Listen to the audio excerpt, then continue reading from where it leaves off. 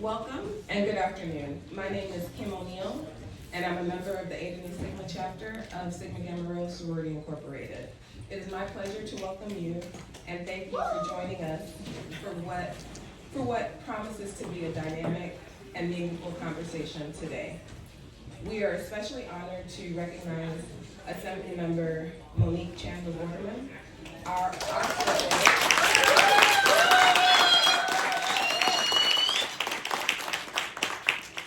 and legislative sponsor of this initiative. We thank her for her leadership and commitment to advancing this important work. I would like to acknowledge the Albany, Binghamton, Brooklyn, and Midtown Manhattan alumni chapters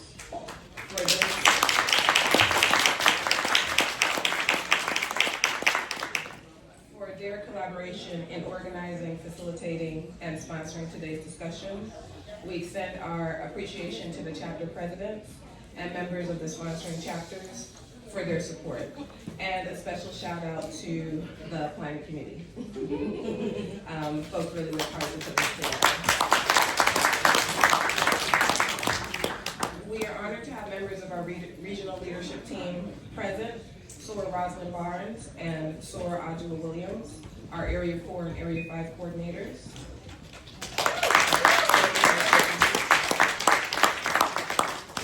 And we also extend our sincere thanks to Emblem Health for their generous support of today's program and luncheon.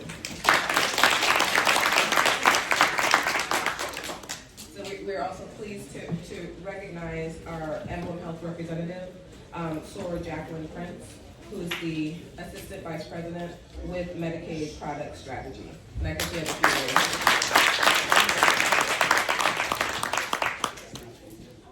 Not as tall as you, even though I feel tall in my mind. I want to thank everyone for being here today.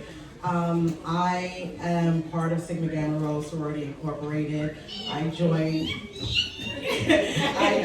in spring of 1997, and when I joined, what spoke to me was greater service, greater progress. That was what I wanted to dedicate my life to.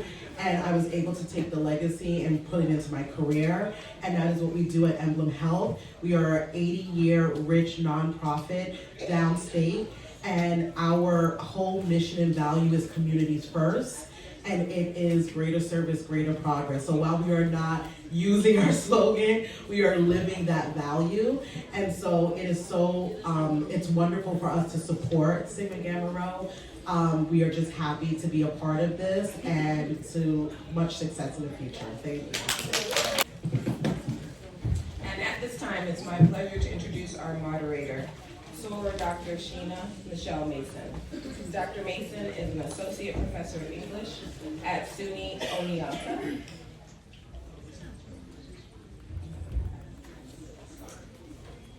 And she's the CEO and founder of Togetherness, Wayfinder, an educational firm committed to social justice. She holds a PhD with distinction from Howard University and is an internationally recognized scholar in Africana and American literary studies and the philosophy of race.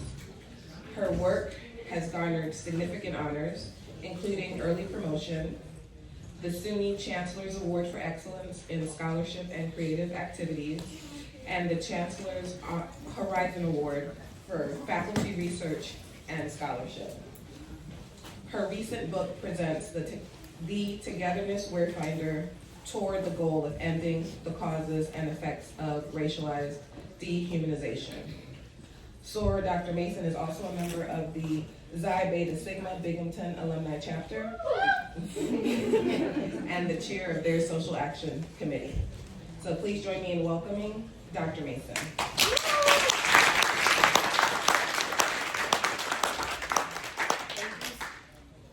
Thank you so much, Soror O'Neill, for that thoughtful introduction. Is this mic on? I don't think so. Trying again. It worked earlier.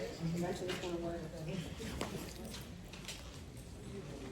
Testing? No. Nope. Say it loud. All right. Here we now. Thank you, Soror O'Neill, for that thoughtful introduction. Good afternoon again, everyone. Thank you for being here for this very important conversation. Today's discussion will explore leadership pathways, governance strategies, and the translation of lived experience and knowledge into effective policy outcomes. As a result of this discussion, we will shift the narrative of representation to governance, demystify how Black women can move through and around systems built to limit them, and acknowledge how persistent systemic gaps have consistently required Black women to fill said gaps, as well as create a greater confidence for Black women to seek leadership roles.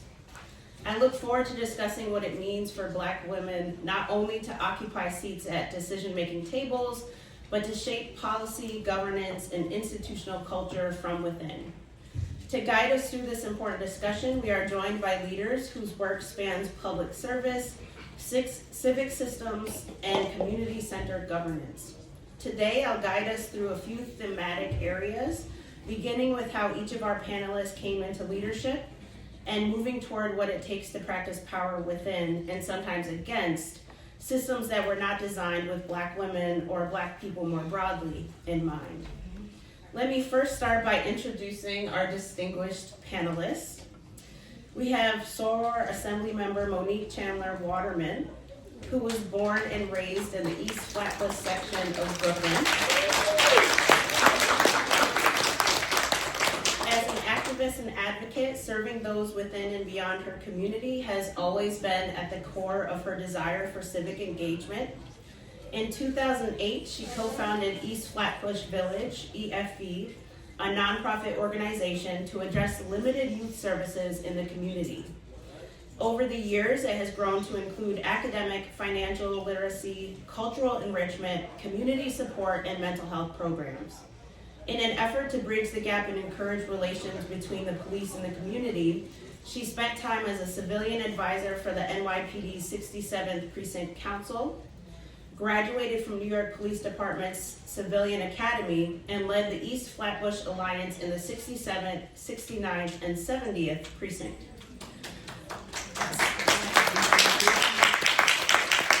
Soror Assemblymember Chandler-Waterman has always recognized the needs of the community and in turn works tirelessly for families.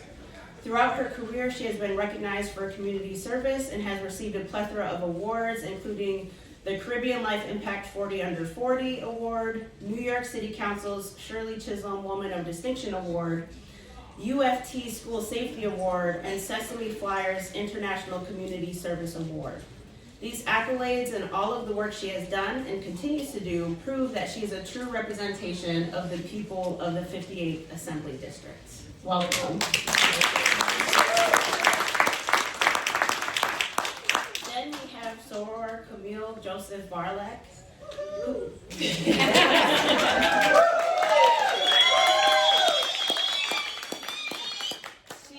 former Deputy Mayor for Administration, Chief of Staff, and Special Counselor for the City of New York. Alongside managing the day-to-day operations of the Mayor's Office, Soror Barlek has led the administration's humanitarian response to the influx of asylum seekers and migrants, coordinates citywide natural disaster and storm management, and oversees a portfolio of 20 offices, agencies, and commissions.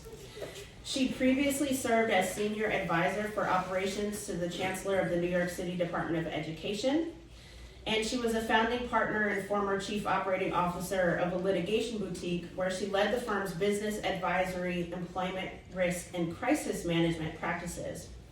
Soror Barlek has also served in the New York State Executive Chamber as Deputy Director of State Operations, Chief Risk Officer and Special Counsel, managing the operations, general policy development, and related implementation for 60+ New York State agencies and authorities. Welcome, Soror.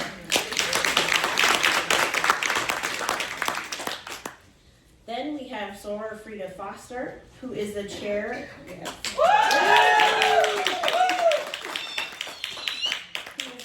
Of the New York State Workers' Compensation Board and a member of New York Governor Kathy Hochul's executive cabinet.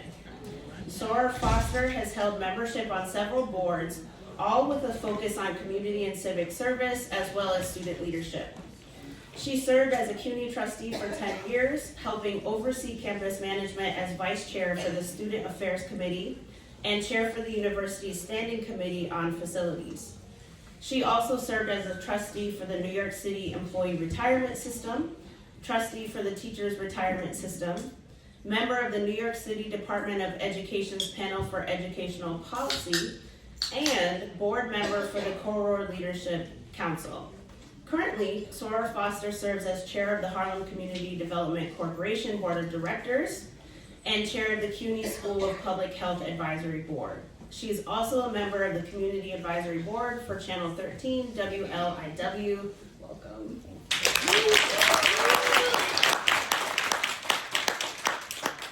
Then we have Ms. Trinae Young, who was born and raised, in Bronx, New York. She earned a bachelor's degree in political science from Lehman College and a master's degree from John Jay College in criminal justice. She entered the New York State Police Academy in 2007. In 2016, she was promoted to sergeant and stationed at Troop L headquarters in Farmingdale, New York, where she supervised troopers who patrolled the state parkways throughout Long Island. In 2020, Ms. Young returned to Troop K and was promoted to sergeant station commander and assigned to SP Cortland in Westchester County. In 2021, she was promoted to lieutenant in the Bureau of Criminal Investigation and assigned to the Professional Standards Bureau South Regional Office. 2022, she transferred back to Troop K and served as Lieutenant BCI, supervising criminal investigations throughout Westchester, Putnam, Dutchess, and Columbia counties. In 2023, Ms. Young was assigned to supervise the Violent Gang and Narcotics Enforcement Team and the Community Stabilization Unit, which focuses on criminal interdiction and narcotics and gun trafficking investigations. In 2024, she was promoted to the rank of captain in the Bureau of Criminal Investigation and assigned to Troop New York City. In October 2025, Young was promoted to the rank of Major Trooper Commander and assigned to Troop NYC. In her current position, she supervises sworn members and non-sworn members, to include the Bureau of Criminal Investigation and the Uniformed Force. She is the first African American woman to hold the rank of major within the New York State Police.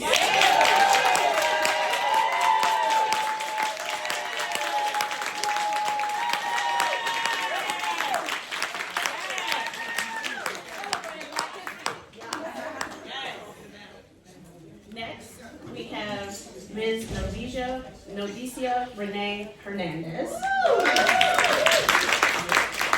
On January 2nd, 2026, Onondaga County Legislator Ms. Nodicia Renee Hernandez of Syracuse, New York, transitioned from minority leader in her first term to majority leader in her second term.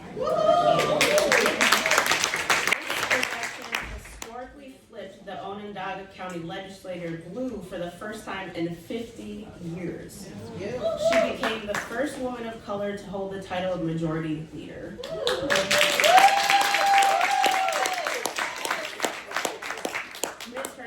Received her Bachelor of Science in Legal Studies and Master of Education in Curriculum from Syracuse University. She is currently Director of Public Affairs for New York State Senator Rachel May, sits on the Advisory Council of the Syracuse chapter of the New York Civil Libertarian Union, and sat as the first Afro-Latino woman to chair the Executive Board of the Onondaga County Bar Association Paralegal Committee. 6 years ago, she started the youth organization 10 Less Inc. Civic Youth Society, which mentors elementary school age students into civic engagement while exposing them to careers within the justice system. Due to her dedication and diligence, she became the Onondaga County Bar Association's Liberty Bell Award winner. In 2024, she was recognized as the WCA Champion of Diversity. In recognition of 2022 National Women's Day, she was honored by the U.S. Senator Charles Schumer, New York Governor Kathy Hochul, members of Onondaga County Legislature, and Syracuse Mayor Ben Walsh for her dedication to the mission of protecting, defending, and advancing our democracy through her work with the Women's March in Syracuse. And in 2023, she was recognized by the members of Zeta Phi Beta Sorority Incorporated. Nodicia is a proud member of Alpha Kappa Alpha Sorority Incorporated. And Social Action Chair since her first year of becoming a member in 2021. Thank you, panelists, for being here with us today. I feel that we are making history as we speak. Yes. All right, so let's get into it. The first theme is Pathways to Power. Soror Assembly Member Monique Chandler-Waterman, my question for you is, can you walk us through your pathway into elected office? What prepared you, formally or informally, for legislative leadership, and what barriers did you navigate along the way? Lovely question. I want to thank all of y'all, thank you to the panelists, and thank you to the moderator for such a great question. Let's go back. You also have to send Kofa go back to go forward, right? So my grandparents, my parents, well, I'll say my mom was mostly there, and my uncles, my whole family dynamic of migrating from Barbados, coming here, again, getting a two-family house, the American dream, even though they had to fight for it. We watching that dedication, mom working 3 and 4 jobs, right, in true Caribbean style.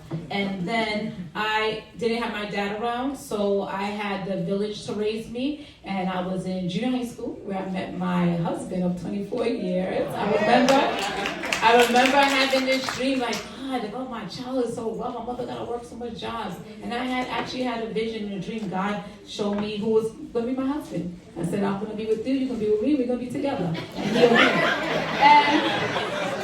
And then having 4 beautiful children. My dad is there, my father-in-law. That's how it went, kind of, right? And rest in peace to my mother-in-law, Cynthia Hunt, who helped raise me. I had like family all over the place. Because imagine from 11 years old, I had a dad. The first time I was able to call somebody a dad. And then also to have like basically 2 moms. So I had my mom, I had my mother-in-law, I had my grandparents. So the God knew what he was doing. He said he needed multiple people to pour into this woman. So I thank them for being there. And then when I had my firstborn 24 years ago, I looked at the world and I'm like, oh my gosh, it was 9/11. Why am I bringing a child into this world? God, what are you doing? I prayed to him again. I'm like, what's happening? And then I realized, not only God is going to bring us through, but I can't just worry about what's happening inside my house. I have to make sure, like the village that raised me, I have to make sure the whole community is okay. Because if the whole community is okay, guess what? Your house will be okay. Right? Because your kids have to go outside, you got to leave your house, you got to go to the bus stop. So when I started working outward, inward, right, then that made the difference of what it looks like for leadership. I didn't know the path, right? This little girl from East Flatbush in the 40s, right, going up PS 135, my husband had my love. I didn't realize that was going to be what it is. So that is a true way of thinking you from the community, leading the way. So that's how I came to organizing Block Association, started my nonprofit, as you heard, East Flatbush Village. Then I started a 24-hour child care facility. I was doing all that work. Now that propelled me to meet in the now public advocate council member as I was doing the work, and he asked me to run for office. What was the barrier? Yeah, let's give it up for that. But there was a lot of politics, right, Camille? There was a lot of politics. But you know what? I remain rooted in what my grandparents taught me was for you, no one can take from you.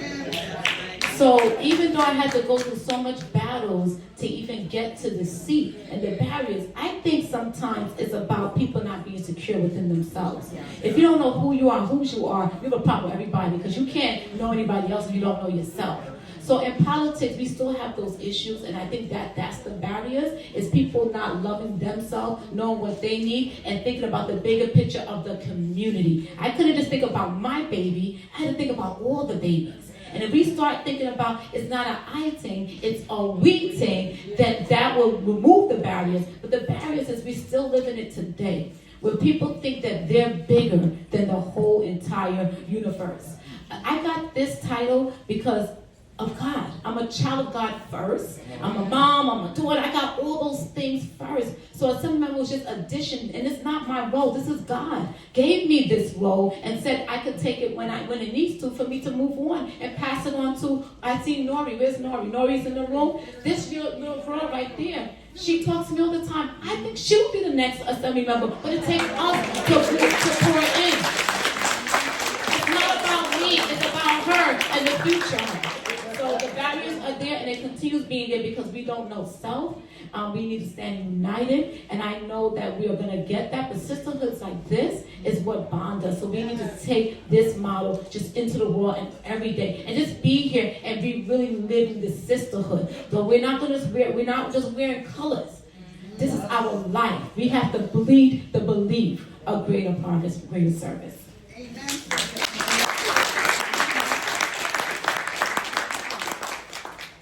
We're going to church today. Thank you so much. The next question is for Soror Camille Joseph Barlack. Your career spans state government, city leadership, and crisis governance. What does it take to move into positions where you're not just advising power, but exercising it?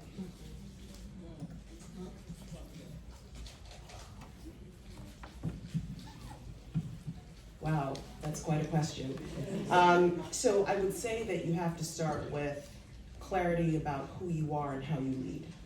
And I am always very clear that I lead with integrity, I lead with purpose, and I lead with clarity.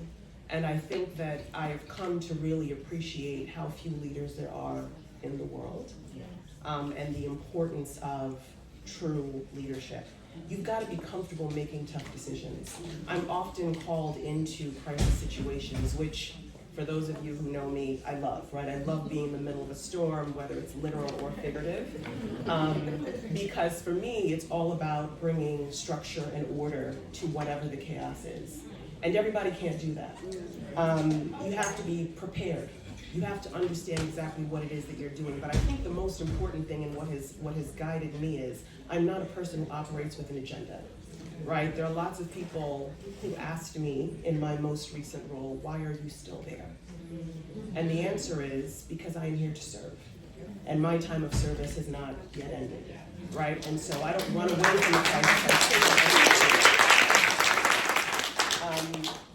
You have to be able to make tough decisions. You have to be able to say no to people who are in positions of power and own whatever the decision is that comes after that.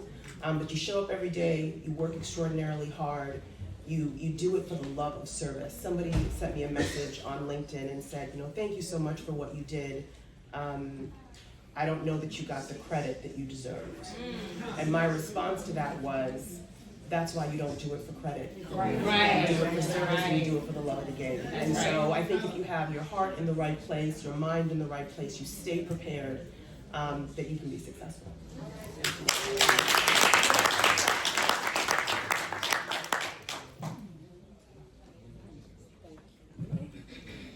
Thank you so much. The next question is for Soror Frida Foster. You have led across education, labor, and public administration. What skills or experiences do you believe most prepared you for governance at the executive level? There is no preparation. No, there's no school or curriculum for this, right? Echoing what everyone has said, the most important thing is that you know who you are. You have to be clear in your values, you have to be clear in your boundaries, and you have to know exactly what you can do and what you can't do. You gotta know what you know and what you don't know. And you have to be honest about it, because people can see through you. People can see through you. I would say the skills that I would attribute to being successful in this space are skills that I learned as being the baby of the family, right? It's flexibility, adaptability, being resourceful, and discipline. Because in this space, things change on a dime, and you have to be able to roll with the punches. In this space, you have to be adaptable. I've served through 5 governor administrations already, and they were not the same. They did not have the same platforms, they didn't have the same goals, but you have to figure out what part of these platforms speaks to you, and you go for those areas. My area that I chose early was education. My mother, like many of y'all, right? What is it? Education is the one thing nobody can take away from you, right? Exactly. Right. And so I leaned hard into that. And in doing so, in all of the positions that I've held, I made sure that education was somehow, associated with, even at workers' compensation. I would recommend that the first thing you do is know who you are. Be honest with yourself. What are my values? And this is just information for you. You don't have to tell nobody else. But as long as you know it, then you can move forward in peace in your spirit, because people are gonna try you. And they're gonna push you, right? They're gonna push you to do their agenda.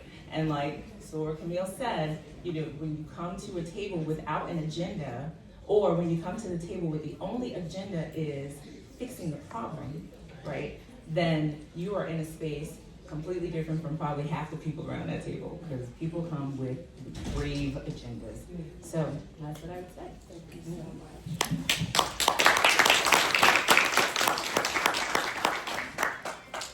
Major Trinae Young, as a major and troop commander, your leadership operates within a highly structured chain of command, to say the least. Yeah. How did you navigate your pathway into command level leadership, and what does it take to exercise authority effectively within systems built on hierarchy, discipline, and accountability?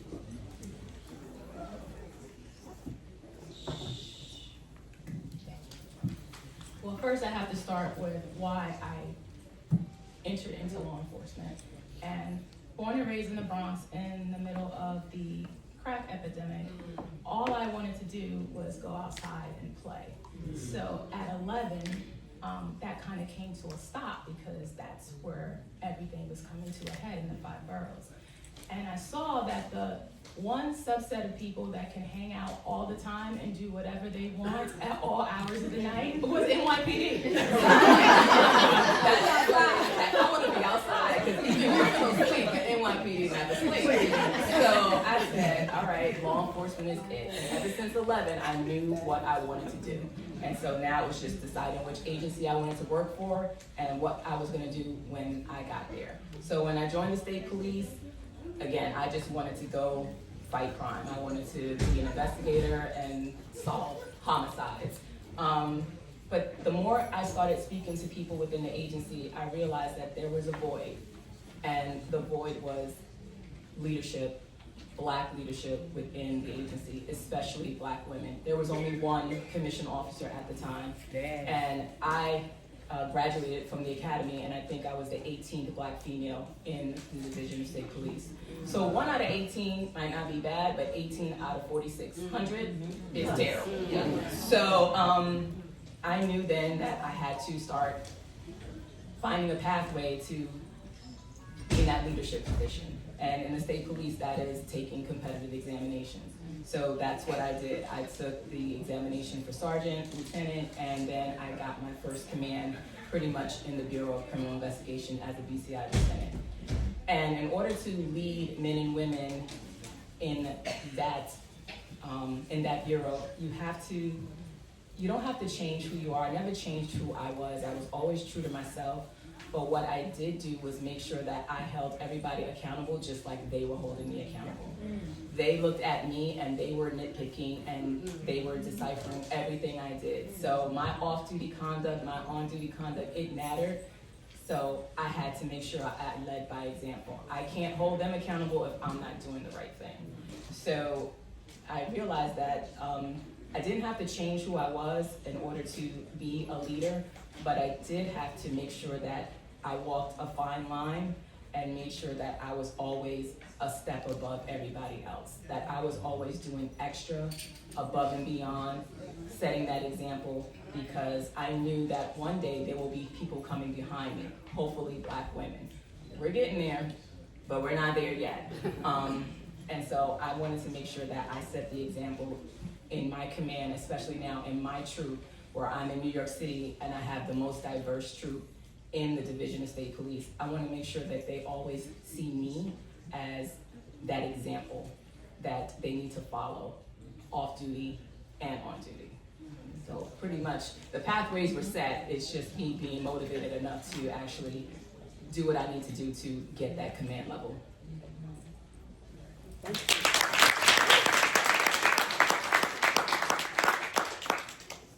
so much. Ms. Nodicia Hernandez, as a majority leader, you hold both political power and responsibility for coalition building. How did your pathway to legislative leadership unfold? And what strategies have been essential for moving from representation to agenda setting and governance? I feel like I need to say God is good all the time. All the time. God is good. Yes. Because I sit here and I never knew that I would I sit here today and I never knew that I would be in politics. I stepped my foot into this role and this political arena in 2018. Before then, I barely was voting myself. So I'm going to say what led me and what my benefit is being a strong Black woman. I have been on my own since 16 years old. I was a high school dropout, and I was a teenage mom. And also, I did not even get a GED until I was 25 years old. So coming from the struggle, knowing myself, in 2018, I became ill, so God is good because I'm still here. I needed employment. I started working for a congressional candidate. And I started knowing myself because I looked at her resume. And I said, wow, I went to SU, check, okay. I was a grad assistant, check, okay. Wait, I have a master's, check. She's running for Congress. I can run for something too. Right. Yes. There are a lot of challenges in Onondaga County because Onondaga County does not look like us. Right now, you could be the first anything right now. Right? Okay. It just doesn't look like us. It is hard. It's a place where we are able to fulfill a need to make income but never really succeed. I also like to say, and I see Miss Eva Williams out there, education. I was a teacher assistant for 17 years before 2018. Being in that arena, advocating for those students, knowing what their IEPs needed, knowing how to protect their parents, knowing how to get them in the building, is another tool that helps me with this policy agenda setting, right? But the last thing is just being from the hood. What they tell us, when you step into this role, they say you have to have tough skin. And when they said that to me plenty of times, I said, okay, we play the dozens, and we talk about our parents and our mothers, and half of the time it is the truth. So believe me, I have tough skin. I am 51, I was born in 74. I grew up in the Bronx during the crack epidemic. I have tough skin. Yeah, because that's what they tell me. It makes it seem like we cannot be there, but we are meant to be there. We should be there. And again, when you look at the resumes, you know that you need to be there. I also work for New York State Senator. So before I became an elected official, I was working for Senator May for 5 years. And a lot of community members said, why? I said, because we need representation everywhere. And now that I'm an elected official, I still work for the New York State Senator, and people say, why? And I said, because we need representation everywhere. And being a county legislator working for a state senator, I know where the money is coming. And I can help her get the money to our community. That's right. I have a very unique story of how I became actually an elected official, because there was a lady by the name of Linda Irvin. She was a county legislator for 14 years. She saw something in me that I did not see in myself, even though I knew myself. And she asked me would I run for office, and I said no, not ready, no. But let me tell you why I said no, because back then when I worked for the congressional lady, I lived in Liverpool, New York, not Syracuse yet. And Liverpool, New York really don't look like us. It's the suburbs. And I said, you know what? This man was sitting there for 23 years. There's a lot of black people who live in Liverpool now, and I'm going to run for office. And I ran for office, and they said, you're not going to win. And I said, I don't care. I'm going to show the little black girls in my community that they can step up, no matter if they live in an all-white town or not, and they can run for office. And I did. And then, when I stepped into the Senate office, I looked at her resume, and my senator, she has a heavy resume. She is very educational. But I still looked and I said, you know what? I'm going to run for office again. And I went back to Linda and I said, Linda, when are you gonna retire? I'm moving into your district. And she said, don't worry, I'm gonna retire soon. And she came back to me again and she said, are you ready? And I said, no, I'm not ready. I'm still learning. And she said, well, I'm ready and I'm gonna move on without you. Knowing myself, saying, I'm gonna get ready, I know how to be ready. And I stepped into the role. And because of her representation and mine, because I prepared myself by working for that New York State Senator, being in the community, by being a teacher assistant, being in the community, knowing everyone's parents and all the students, I ran unopposed. The second time, this is my second term, I ran unopposed. But we said we flipped the county flu, right? So I'm not running unopposed this time, but I'm prepared and I'm ready because being a black, strong woman who was a teenage mom made me ready.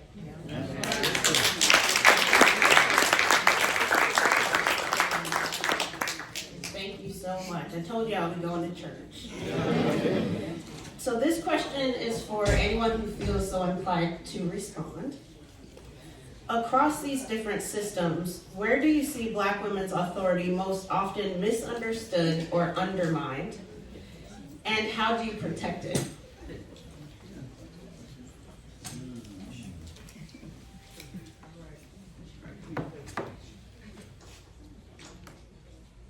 I think that everyone in this room knows that Black women, can you hear me?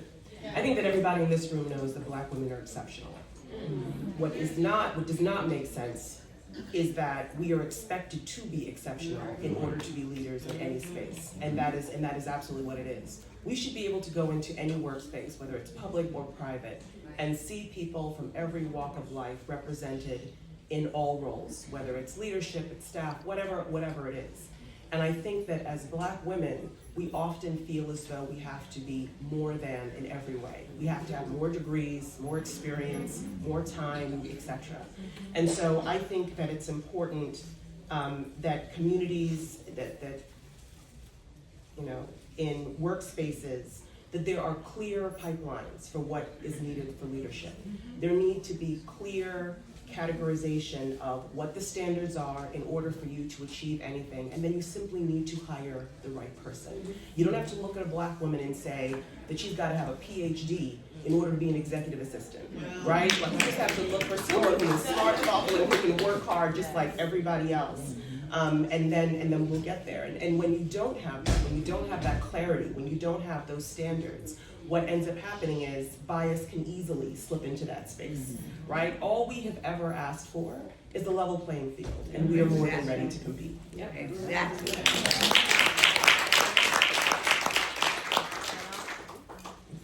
And I'll add to that. I hope I remember it how to answer the question.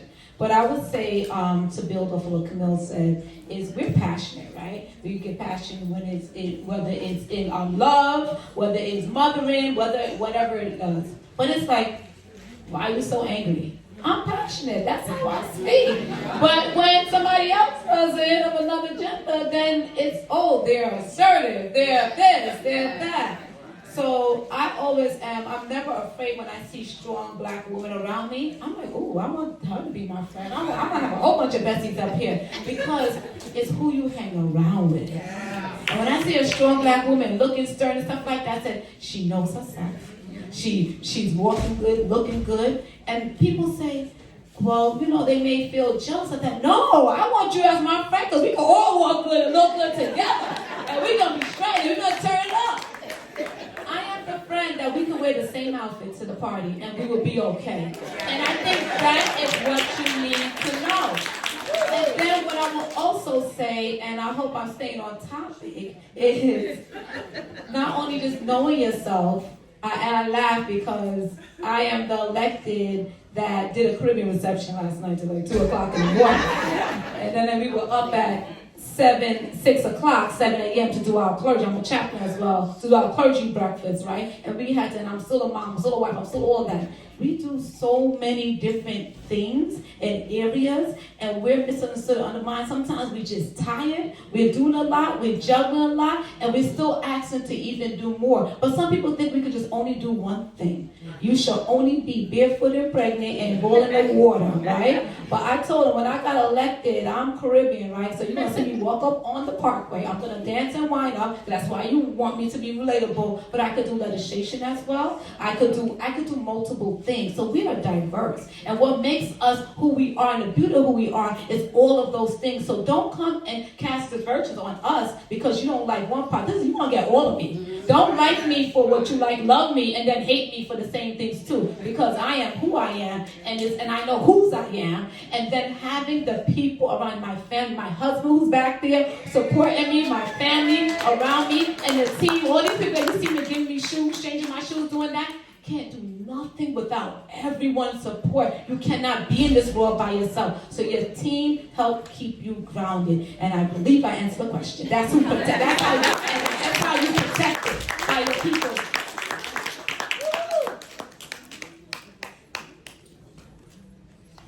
Anyone else want to respond to the same question? Yes, no, maybe so. All right.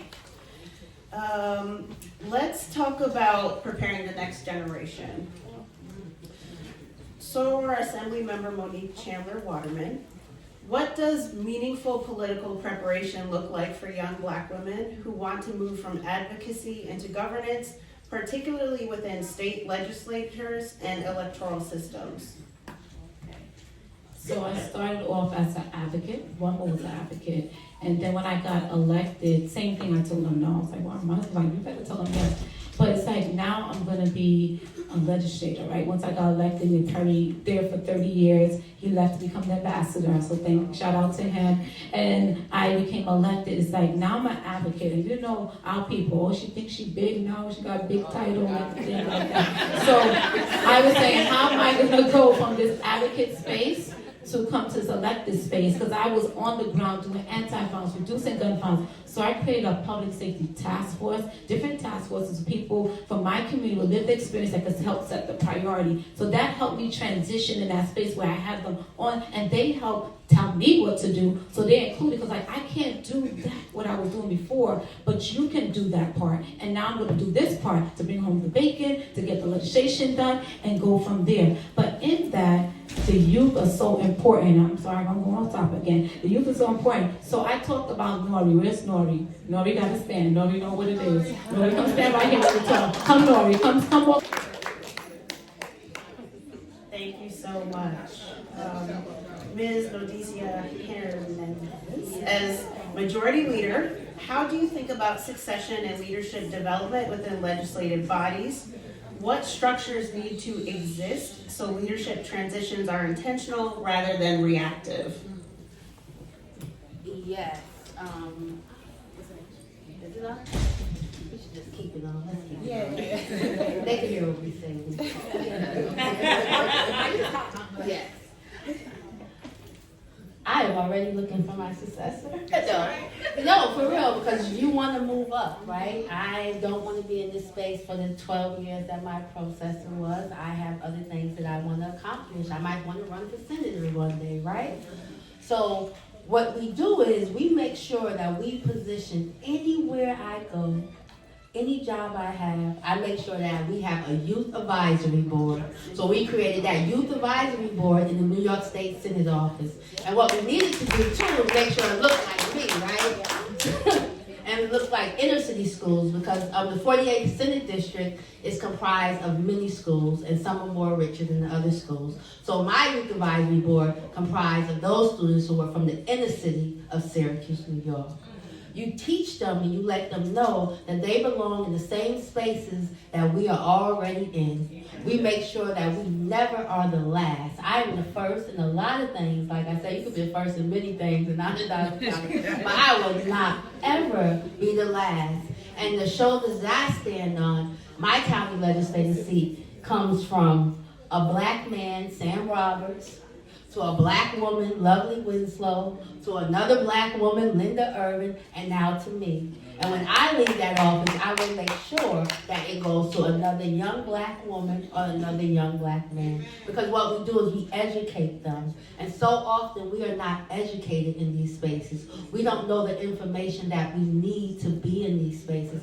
I often like to say, we have too many politicians that assume that they know what we need, and we have far too less that know what we need. Because I still take the bus sometimes.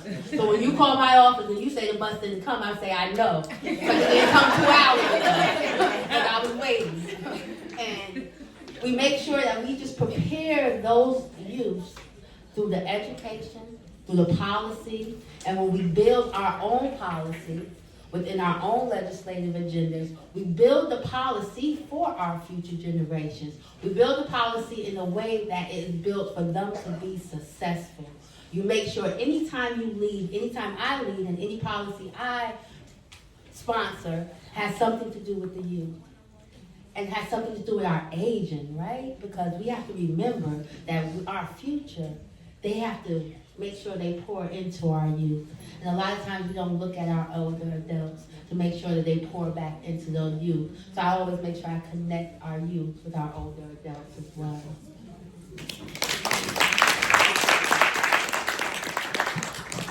Thank you so much.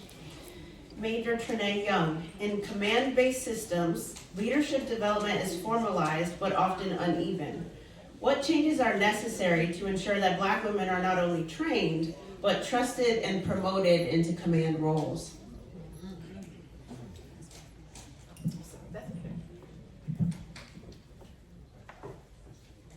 So the truth of the matter is, it starts and ends with me, right? Because I'm the first. And in order for Black women to know that there's a pathway forward to leadership and command, see me, be me. And I have to reach out to them, and I have to let them know that there is an opportunity to move forward in this job and have command roles. It starts with mentorship. Really, in the state police, if someone doesn't mentor you, you are left behind. I've had plenty of mentors, and I made sure that I became a mentor for the men and women that want to be in command positions. It's not easy because it's not formalized, it's organic, and there's a lot of people that want to move forward. It's just about investing in them and letting them know that if this is what they want, I'm here, I'm the resource. My door is open, you come in, we talk, we figure out what you want, and I help you get there. I remember one person said to me, when we get power, sometimes we save it, and we don't spend it on other people. So I made sure that now that I'm in the position of command, I have a say in who gets promoted, who gets opportunities, who gets to grow in my troop. I make sure I give them the power. You have a pathway forward. You come and talk to me. If you have potential, if this is what you want to do, and if you work hard, you don't have to worry, at least in Troop NYC, of not getting an opportunity to go forward.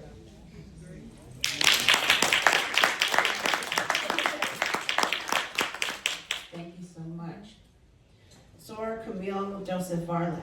From an executive governance perspective, what institutional reforms are necessary so the next generation of Black women leaders is not forced to overperform simply to be taken seriously?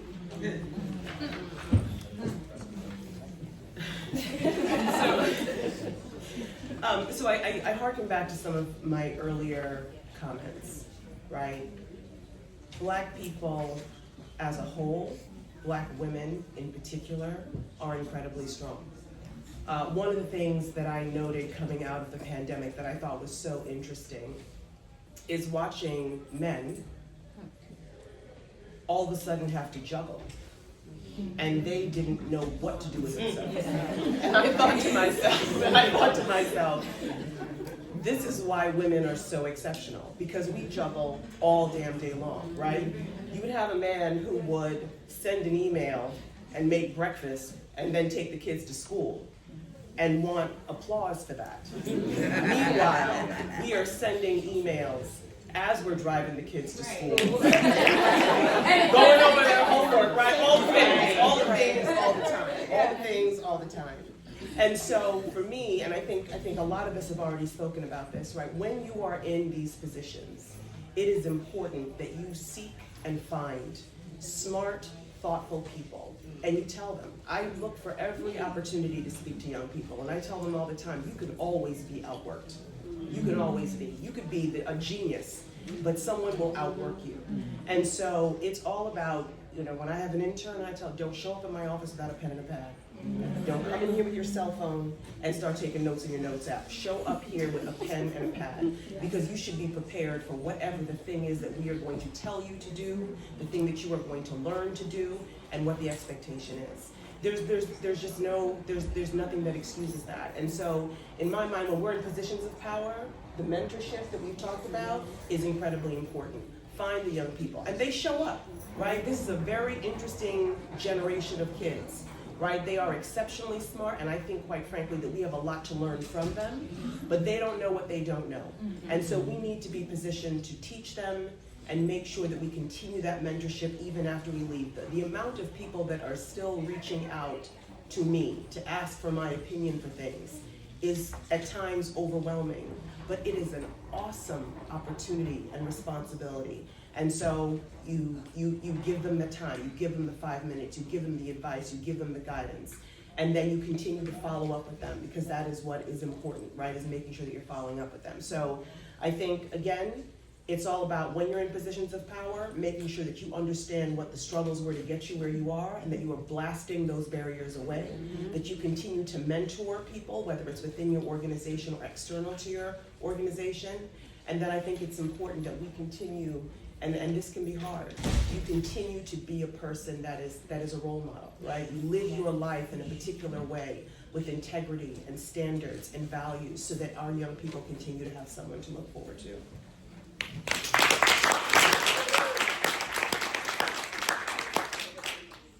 Thank you so much.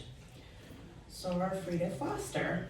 Boards, commissions, and appointed leadership roles often shape long-term policy outcomes. How can these spaces be leveraged more intentionally to build sustainable leadership pipelines for Black women? Amazing how things are just flowing. Oh gosh. So this is probably one of the most common questions that I get. I've been on a few boards. Just a few. And my answer is always that you have to show up, right? And the funny thing is, the way that I got into this board, circle, was like, I wanted education, right? I wanted to be in education. This was early in my career. And I took the risk of going to, the governor at the time and saying, he was on his way out. And everybody was looking for a job. And I kind of felt like, I'm gonna find a job. It's like, but this appointment to the CUNY trustee board, I might not get that opportunity again. I'm gonna shoot my shot, right? So when I got on that one board, that was it. It was like a flood of other offers. It's like they didn't know that there was a black women that could walk and talk and make sense. And, right? So they were like, can you do this? Can you do that? And it's like, well, wait a minute. Well, wait a minute. So I think the answer to the question is, first, boards, they have a responsibility, right? These boards they seem secretive. It could be just me, but they seem secretive, right? It's like there are a ton of boards. We don't know what the requirements are to be on them. We don't know what the perks are to be on. We don't even know if they exist. And there are boards all over the place, and some of them pay pretty well, but we don't know those things. That's part of the systemic system, thing that we're working, right? And so it's been my effort to try to, let people know, hey, this board that I'm on, I'm about to come off of it. Hey, maybe you want to apply, this is what it is, whatever. So there's that responsibility of the board, but then there's our responsibility. If we're on boards, we have to use our network. Now, if you're in a network, you gotta be, the kind of person that somebody is like gonna trust with their name, right? Because when you recommend somebody, then everything is on the person who's recommending you. So sometimes, and we all know, sometimes we're not gonna ask, some people, like some people. But for the most part, right? For the most part, people, people in your network, you trust them. We have a ton of amazingly qualified women in our circles, and we need to really hone those. We need to do more with our networks. And mentorship is unbelievable. You need the mentorship, even if you are senior in your career, right? You always need some guidance from somebody who is just slightly ahead of you, right?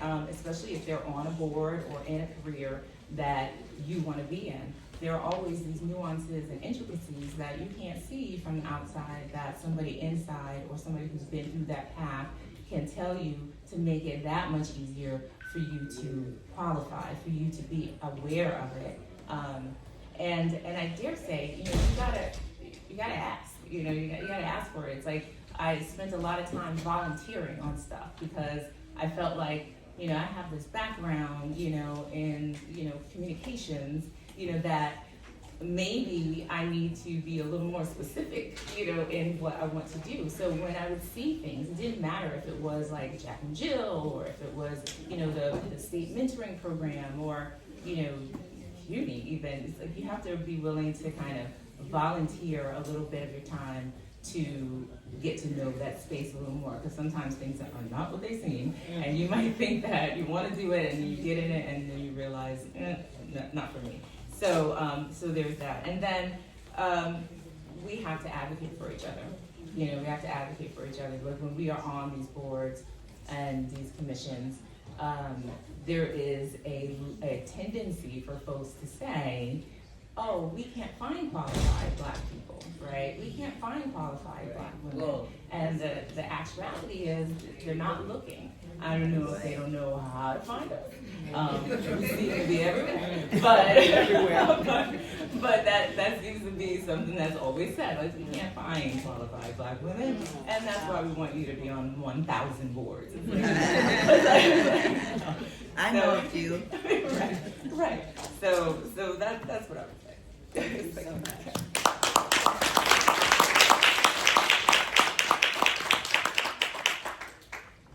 Find us for those opportunities, but they can find us for diversity pictures. Okay. All right, so this question is for anyone who feels inspired to answer. What must be dismantled, redesigned, or reimagined so that Black women's leadership becomes sustainable rather than extractive, which I feel like has been a common theme given your responses so far? I think that what Soror Camille said, not expecting Black women to do all things, like to be all things and do all things, and being the people that are overperformers, but we don't get the credit for being overperformers, right? It's like, oh, well, that's what you're supposed to do, much like a mule, right? It's like they expect us, right? They're like, just do it. But other people who come in with half the talent, seem to get a lot more appreciation, I'll say. So I think that it's important to recognize that, the statistic is, right, the Black woman is the most educated, one, right? To recognize that pathway is not easier for us. It's just that we are more dedicated to education or getting the qualifications that people claim that you need, because Lord knows we get the qualifications that they claim that they need, and then somehow there's something else that's required, and we're not at the table still. So I think that's one of the things is making sure that the other side, the people who are looking or claim to be looking for it, are understand that the talent that they see is actual talent. Like, it is actually real. We're not unicorns. It's like it is real, and there are many of us around, so they don't have to search so hard. I think the other thing that I just want to add to that is that we as Black women also have to do that, because I don't know if if all of you have had the same experience, but sometimes the hardest critic of a black woman is a black woman, right? And we say that we want to unapologetically support each other, but the fact of the matter is oftentimes we do not know what that looks like. And so, it's just something else to take into consideration. So I was going to say the same thing. Thank you, Kim. Great one. I think of like grace, giving each other grace. And I would say that, and unity, sticking together to add to that. And one other thing I would also say is putting people in the position, like you said, during the pandemic, the husbands had to do all these different things. I would say in the state legislature, we have the first daycare. For say our Speaker Carl Hasty saw that was a need. So now our moms can like bring their kids here. And then now we see the dads coming in. So now they're like, and the wives are like, well, you won't have to deal with it. Figure out childcare. So they have to bring them all the way to Albany and have to organize when childcare, because everybody can't go to childcare at the same time. So putting them in that position. One last thing, I went to Jamaica for a conference, and they have daddy daycare. So because a lot of sports, American football is what they play. So I had this experience with my husband as a football coach, and Nicole will tell you, been on the field for like how many hours, 15 hours a day, because it was 6 a.m. to 6 p.m. But in Jamaica, they have daycare actually on the field. So now the husbands, they daddies got no choice. You're going to take them kids with you to go into some sports. So I think that having those reverse roles and creating those opportunities where the men have to also, then now, so because being that we're talking about, it's no secret that we're talking about, and a lot of times not only the females who's hard critics, but the males in a position that are setting these, these limits, the glass ceilings. Put them in that position. Let them do all these different things. Let you go from there. Step a moment in our shoes and you can see that. And I think that those were some examples.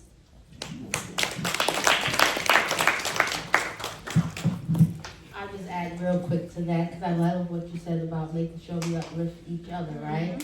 We have to make sure that we show that unity at all times.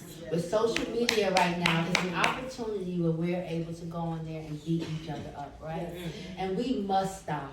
There's no reason as black women that we should be on any social media platform saying anything about each other. At all.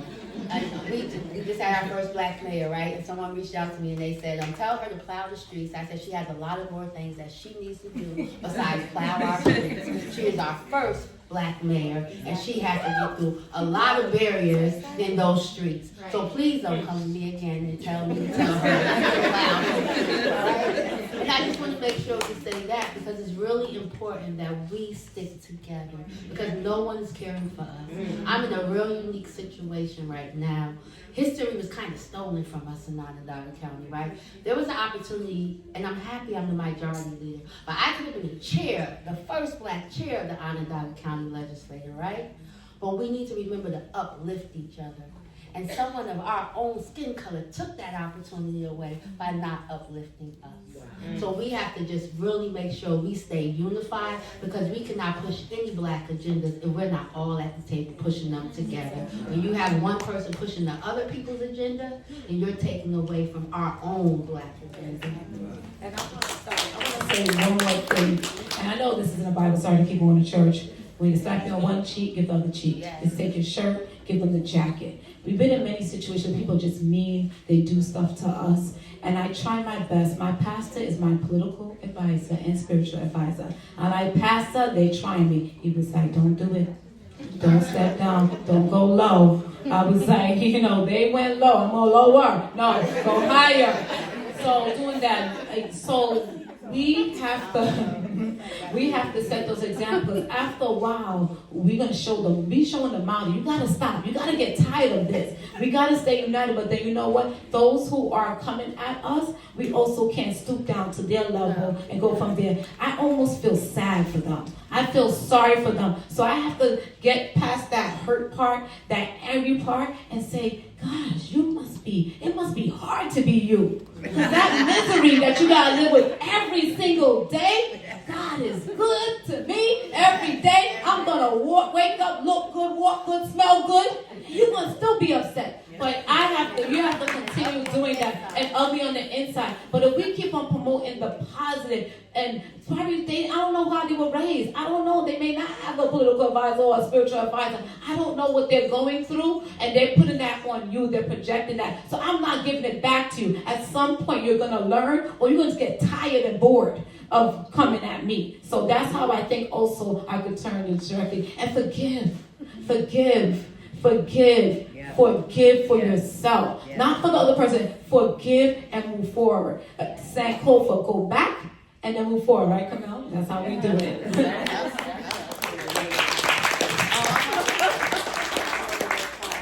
Thank you so much for joining us in this rich conversation. I'm going to say a few words and then we're going to move to audience questions, so have those questions ready.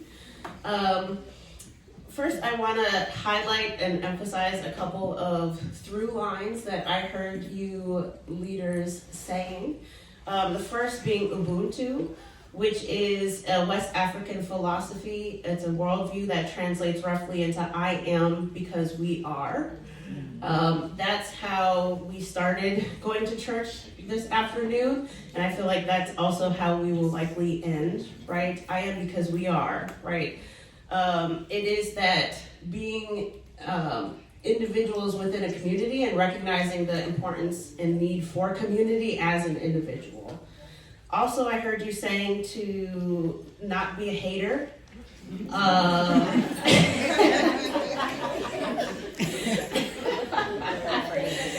Yeah, just paraphrasing. I mean, but how real is that? I think about my own life experiences. Some of the most hurtful, painful, and traumatic experiences I've had were experiences with other Black women. And so what does it look like to heal and love ourselves in a way that does not require us to lash out toward each other, right? Because I think fundamentally when we're talking about the need to know and love ourselves, how that lack of knowing and loving ourselves manifests is harmful, and it can prevent us from being united. And also I heard you saying the importance of unity, not as this is aspirational, it's just a nice word, it's romantic, it's idyllic, right? But unity requires action, as well as the kind of thought and ideology that comes behind it. And that we don't have to agree on everything. I dare say we don't even have to like each other to be unified and to present as a unified front. Yes. Can I get an amen? Amen. So I'll take my professor hat off now and I will open it up to the floor for questions. Only 2 questions. Okay, we have time for 2 questions. Yes, 2. Oh, should we bring a mic? Let's see. I can kind of talk loud. Okay, all right. And I'm kind of passionate about this question, really. Thank you. For the past year, the highest number of unemployment is among Black women. And part of it is attributable to the jobs we lost in the federal government. And we would not even be in this situation if it wasn't for people who decided that the highly qualified Black woman that we presented to them wasn't good enough, or whatever their crazy thought pattern. So, you know, on the one hand, my mother said a hard head make a soft behind.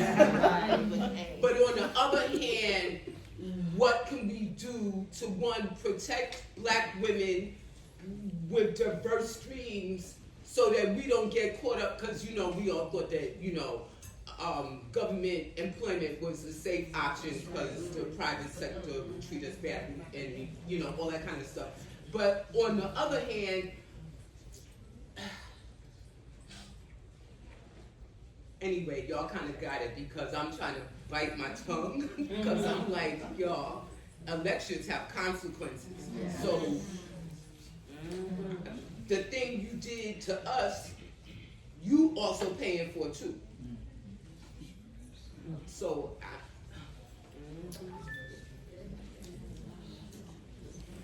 So I think, so first of all, thank you for the question. I think we have to own. We have to own. We cannot continue to rely on others to secure our own sort of employment, economic strength, etc. I think, right? So I think we need to be more entrepreneurial, and I think that we need to support each other when we are entrepreneurial. And I don't know that we do that a lot. I see lots of people shopping in other stores and not going to stores that are owned by people that look like us. So I think that's one thing. Certainly all the other things, right? You have to be focused on what is happening on a national level. I would not be surprised if Donald Trump was up for election tomorrow. He would probably be reelected. Let's be super clear about that. He would probably be reelected, right? So stop looking to other people to save us, right? We have everything that we need within our own community. We just have to do it. We just have to do it. I'd like to add just that, you know, the our dollars, you know, we have what, $3 trillion, $4 trillion in the Black community, and every other community, their dollars stay in their community for weeks, sometimes months. Ours stay in our community for 6 hours. 6 hours. So if we are going to be entrepreneurial, we have to be exceptionally intentional about shopping and spending our money in our communities. Now I know sometimes, you know, people say, oh, well, I don't like this or I don't like that, but there are plenty of opportunities to keep that, and it's the greater good, right? It's the greater good. And for the women, for the mostly Black women that lost, you know, their jobs in this regime, like Camille said, we have to be more responsible for taking care of each other. 94% of us spoke. Yes. Right? At the elections. 94% of us spoke. They didn't listen, and we're all in this boat now. So now it's about taking care of ourselves and taking care of our families, taking care of our circles, and we have to be super serious about that because these are dire times, and if this man can get reelected tomorrow, then worse things are on the horizon, and we have to prepare ourselves.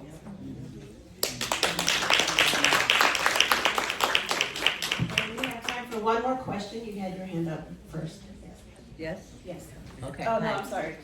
Oh, okay. My question is for Majority Leader Hernandez. My husband is from Syracuse. We spend a lot of time in Syracuse. So congratulations. What you've accomplished. So what advice would you give to us and other people who are living in Central New York to make sure that the current mayor is not the last Black woman mayor? I know she's the first, but we don't want her to be the last. You know, when I say it's very important to, you know, follow, I like to tell my Republican colleagues, you know, I didn't come to change the rules, right? And I didn't come for revenge, but I'm not changing the rules.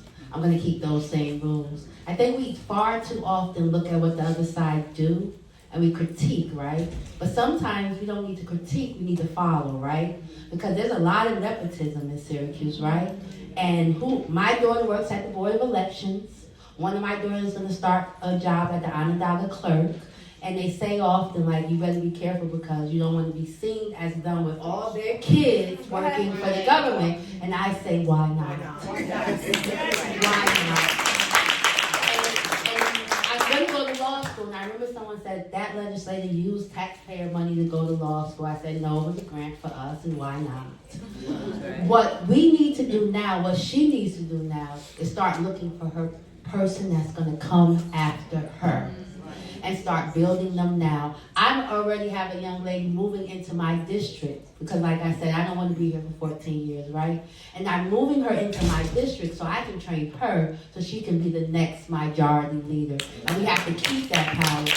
Far too often we use the cliche of not needing to be at other people's tables, but we really, in 2026, do not need to pull up a folding chair or anything to anybody's table because we can create our own tables from our own trees and build our own chairs. And we have to remember that, and we have to continue to do that, and we have to educate our youth and make sure that when we leave these positions, that we do what they do, and we say, this is the person who we want next. And you have to be strategic, and I say that real quick because I remember we went to the legislature and I said, you know what if someone runs against me? Why don't you just run for re-election, step away, and then point right? Because we have to make sure that we use the strategies that they've been using for 400 and over 400 years. I have a question I think that would serve all of us. How do we get in contact with you? Now we know who you are. We didn't know who you were before. Unless we were in your district or in your area. Like, I know a councilwoman from Syracuse, I know a state trooper, I know a.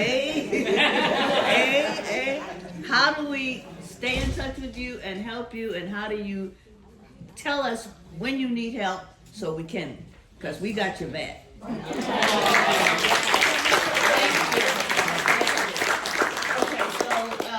We have lunch in the back, so we'll be around. We have business cards to hand out. We also have a digital program that we would love to share. You can exchange email addresses.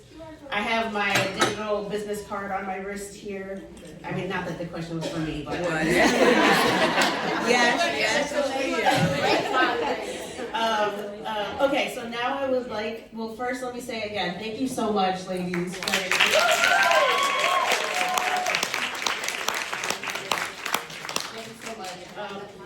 I want to invite Sorors Barnes and Williams to give closing remarks. Are you here? Yes, I'm here. Come on up,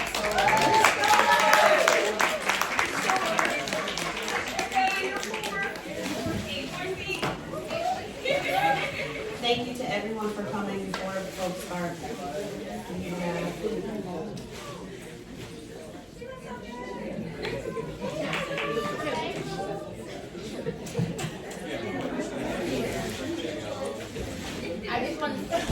I just want to quickly say thank you to the ladies of SG Row for having me on your team. No matter what colors we wear, I enjoy these ladies. Thank you. I'll keep it really short. I am Ajula Williams, the Area 5 Coordinator for the Northeastern region. I do reside in Syracuse, New York. And I just want to applaud the planning committee for this luncheon, thank the sponsors for this luncheon. These conversations are extremely important. And some of the overarching themes that I heard today were productivity, integrity, knowing who you are, protection and community, making sure that we support one another, making sure that we do these kind of things and have these conversations for the Noris of the world, for the Genesis of the world, because they are our next leaders, right? We want to reach back. We want to make sure that the work continues. We want to make sure that the voices in our communities are heard. So I just want to say thank you for the conversations. Thank you for your panelists, for your time, for your talents in our communities, and for sharing your stories and sharing information with all of us today, because we are inspired. We have a job to go back to our communities and continue the work with each of us. So thank you. Good afternoon. My name is Rosalind Barnes, and I'm the Northeastern Region Area 4 Coordinator.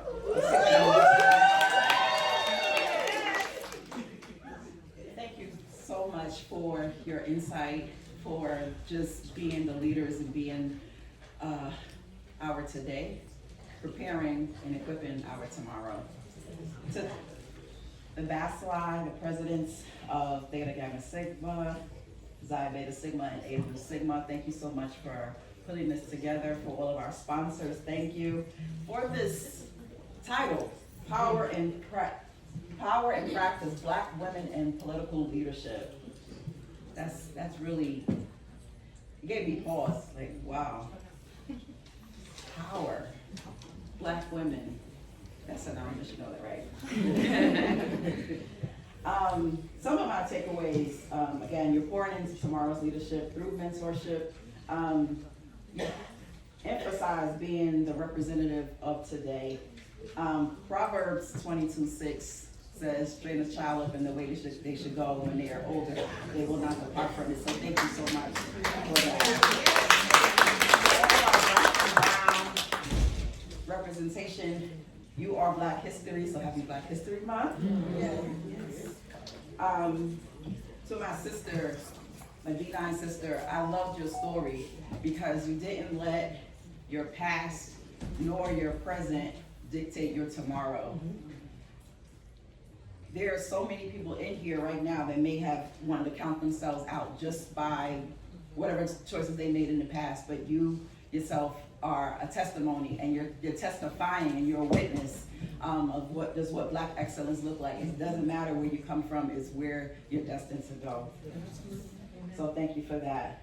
For all of you, God did not put you here to be seen. He put you on assignment. You are part of his agenda. So the seeds that were sown today, we're gonna take it and move forward, pour it into our communities, and be the representatives that we need to be for today and tomorrow.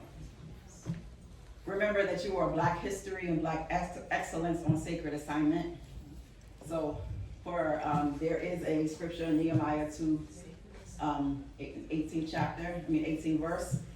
It's just talking about being builders for today. God has given us the assignment, now we have to go and build. So my charge to you is to go and build. Stay encouraged. Happy President's Day for President Obama.